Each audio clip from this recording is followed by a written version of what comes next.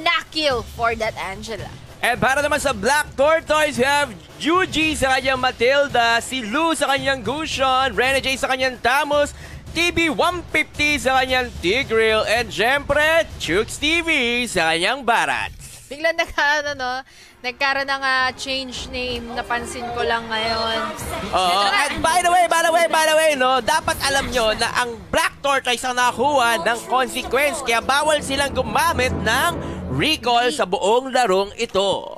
Nako, hirap ng pahirap yung ating challenge. Pero nako po, on track middle lane, ang aga-agad ng labanan natin doon. Nagkaroon agad ng ambahan between that 150 and for that doggy side. Actually, magandang laban dito talaga sa pagitan na to eh. Lagi pa naman nagpakatapat to. Kung di ako nagkakamali, this is the third time na magkakatapat sa show match. Itong si Doggy tsaka si Chooks. Pero nako po, first blood agad para sa isang Rene J. Ang aga nun knowing na nag-invade pa siya doon. Nag-clear wave agad siya doon sa may bottom lane. And then back up agad. Pero there you go guys. Makikita natin 2v1 situation. Napatay sa kamay ng isang Uranus si Rene J. Ang ganda na pagkakapitas siya dito kay H2O. Talagang malaking kabagalan ang mangyayari dito kay H2O dahil napitas siya at the early minute ng unang laro. Tama naman yon, Sir Lex. Pero tingnan natin on to that bottom lane. Medyo napapansin natin sa mapa na kumukuha agad ng objective. Pero nako sa may middle lane ang nangyayari na itali ni Nakil. Pero nakatakas pa rin si Gio natin doon. At ito with the backup of TB150 sa kanyang tig-tigading si Drogi nagabang sa damuhan. Merong pipitasin ngunit hindi pala mga kaibigan off-cam kill sa muka ni Chooks TV. Nakuha ni Sumpak. Pero eto na nga, papalapit na naman, papunta sa taas, yung ating Ate Lu natin. Grabe naman ang ultimate ni Ate Lu doon, walang tinamaan.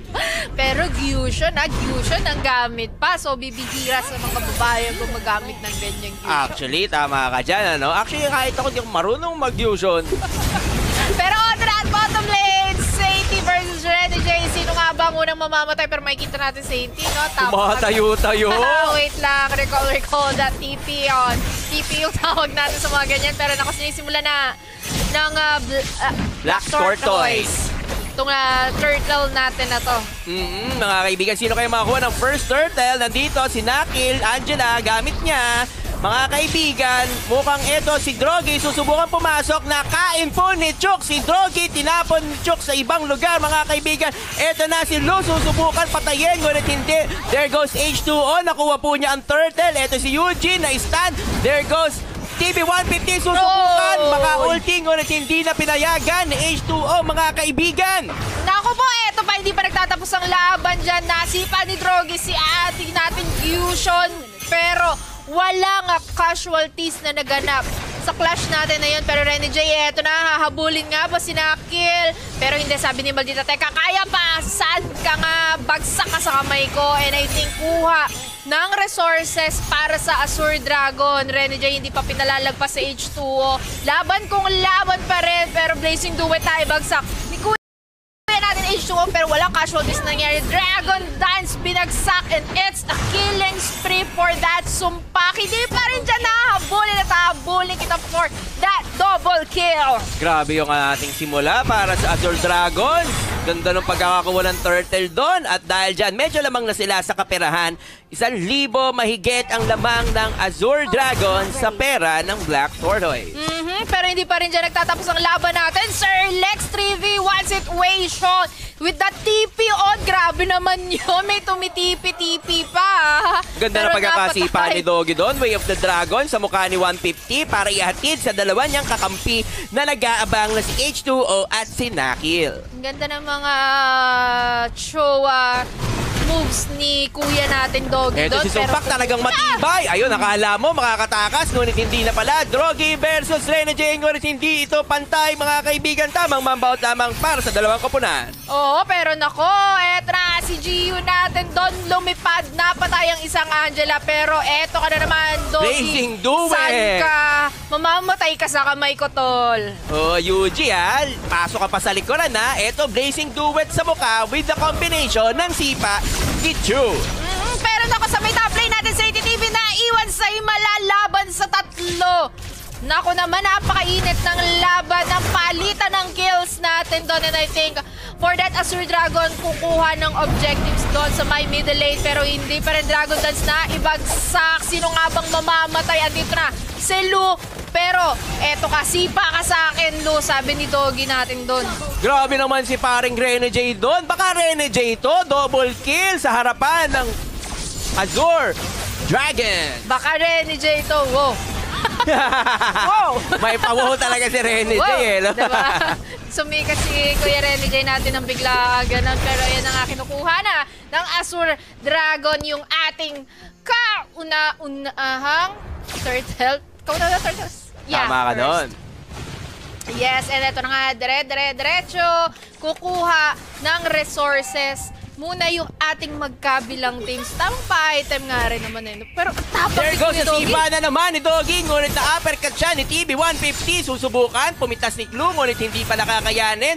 There goes na tamang out lamang BMI. Oy, there goes Ay, sa ultimate 150. Nakuha niya si Doggy. Eto mga kaibigan, hinatak, in-uppercut. Ngunit wala na. Tamang mamba-out na para kay 150. Ngunit dinadragon siya ni Sumpak. Kahabulin. Hinabot. Pinatay siya ni Sumpak mga kaibigan. Ngunit nandito si Doggy. Sanib ng Angela.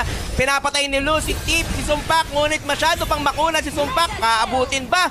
Ayun na nga, dinoble team na. Patay po si Sumpak doon mga kaibigan. Tatlo ang nawala sa koponan ng Azure Dragon.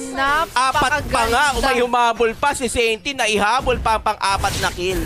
Napakaganda ng pinapakita ngayon ng team ni Lu at ni na Rene J. Iba, wala akong masabi actually kasi it's a grand finals eh. Oo. So talagang hindi na kami pwede mag-petics dito. Kikita mo wala ng trash talk na nagaganap. Di na nagtatay. Lahat seryosohan sila. Mapapansin mo talaga na iba yung atmosphere. Iba yung simoy ng hangin na nangyayari ngayon. Knowing na 7 minutes pa. 7 Katulad minutes na pa lang magiging to. pagkakaibigan nila pagkatapos ng laban na to. Oo, tama nga naman yun, Sir Lex. Pero sa ngayon, mapapansin natin sa top lane, etong dragon natin o tinatawag nating Barats eh. Sige, clear ng waves. Kung napansin ko kanina, lamang ang team nila Doggy. Pero ngayon, pantay na ulit ang pera. Medyo nakahabol na agad ang team nila Chuk, ang Black Tortoise. Yes, pero for that Rene J moves, pero nako, holding on to that thought, Sainty TV, mamamatay nga ba sa kamay ni Rene J? Pero hindi. Teka, patient. Paring Sainty. This is the third turtle, mga kaibigan. Susubukan kunin ang dalawang kapunan. Sino kaya ang magwawagi sa labanan ng pagitan? Eto na nga po, pumasok po si Doggy. Walang tinamaan ng sneaker stand. Eto, hinahabol po na si Doggy. Pumasok si Lu. Susubukan, patayin, ngunit hindi kakayanin. Ang dragon, hinahabol si Lu. Pumapasok na po. May makakuha ba ng turtle na to? Si H2O. Nag-aabang. Na-reset po ang turtle. Mukhang mag-blazing duet. Ngunit hindi. There goes the dragon. Mapapatay. 150. Dalawang nahuli. There goes the blazing duet na nga. Inaabangan natin mga kaibigan.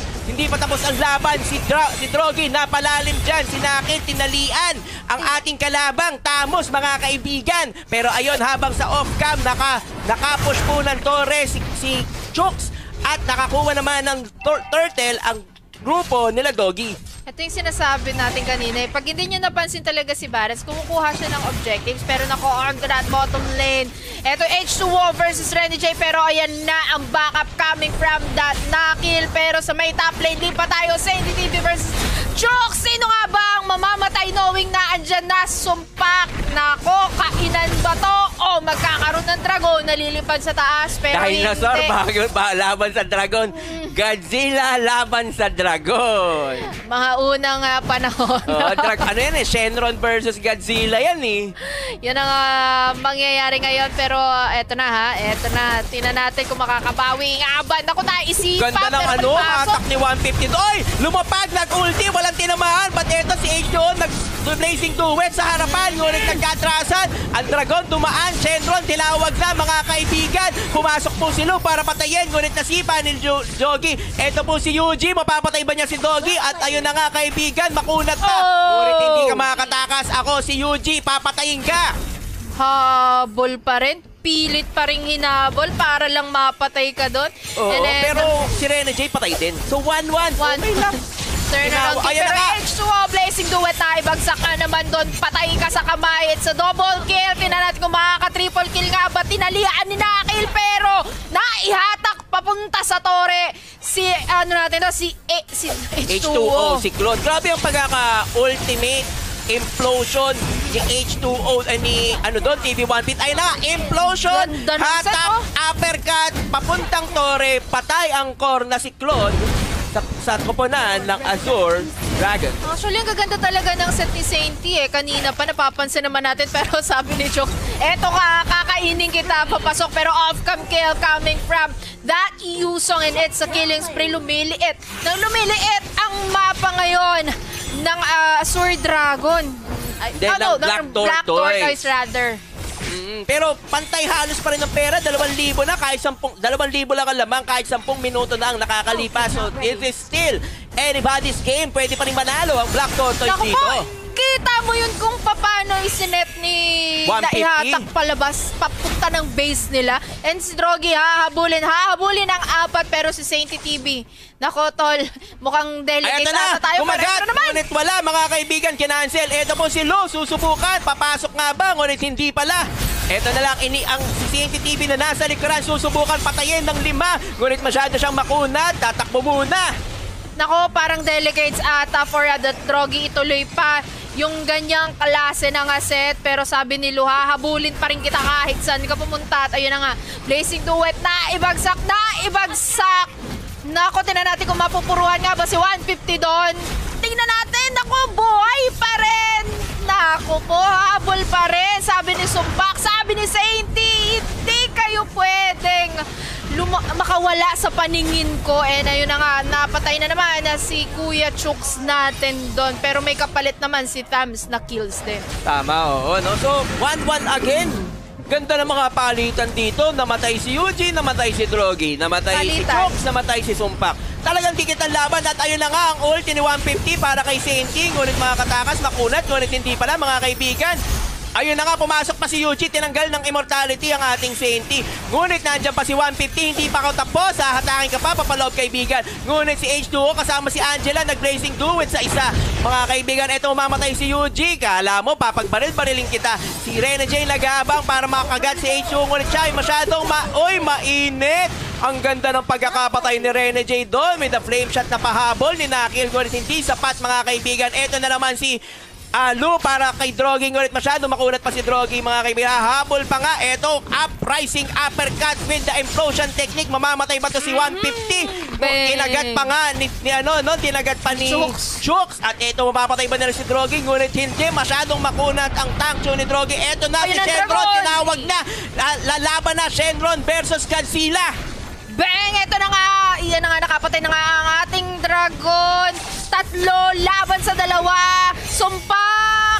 Ito na ang Black Tortoise. Hinahabol pero hindi pa rin daw yun enough. Nasa niban ng Angela natin pero Sainty TV gusto pa rin lumaban sa 2. 2 pa yung gusto niyan tapatan. Oo, baka Sainty to. Baka Sainty to. Baka Sainty to. Nako, yung Sainty na yan hindi rin naman magpapatalo, diba? Oh, ang May gusto napapansin akong ko, patunayan. walang anti-heal ang koponan ng Black Tortoise, kaya nakakatangke to si Sainty. Hindi ata naglagay ng Durance, necklace of Durance tong si paring Yuji, ano? And ang advantage ngayon ng Azure. Nagdadrago na sila. Ang ganda ng... Darating na si Rene J. Susubukan mag-steal. Sinong nakakuha, mga kaibigan?